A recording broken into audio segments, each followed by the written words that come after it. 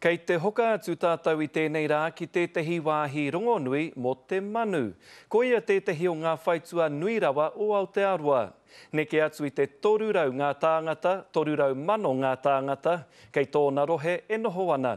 E whai ake nei, ko tōku kāinga.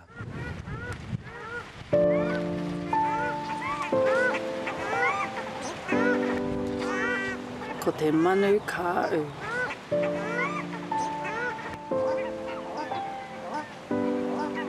Manukau. Tēnā koutou, ko e Maria McFarlane tuku ingoa, nau mai hara mai ki tōku kāinga, manukau.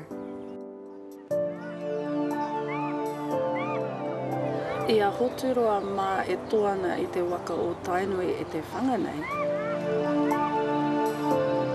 I pō he rātou, he tāngata I reira.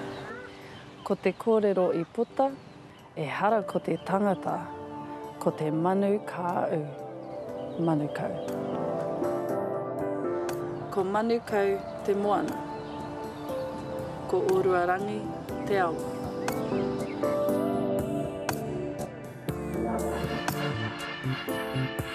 Ko Waimāori e tēnei, I runga I tōna maunga tapu. Ko puke tāpapa te ingoa. Ko makaurau te marae. Ko te waiohua te iwi.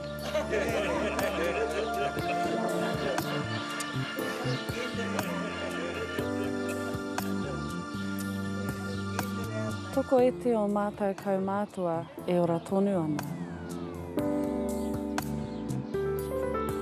Aha koa he ete, he paunanu.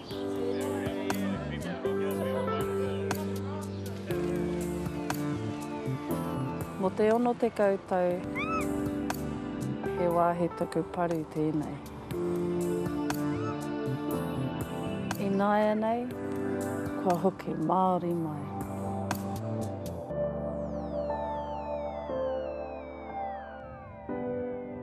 Kei te hoki mai ngā kaimoana me ngā manu. Koinei tā mātou kāpata kai, ko te ingoa, ko ngā kuia e toru. E whārau ngā paparehia o manukau, koinei tētahi.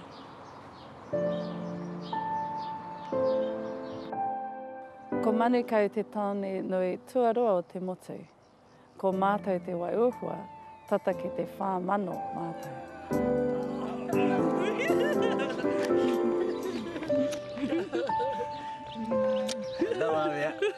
Another one.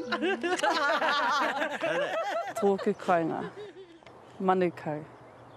Ko Maria McFarlane tēnei, mō te karere.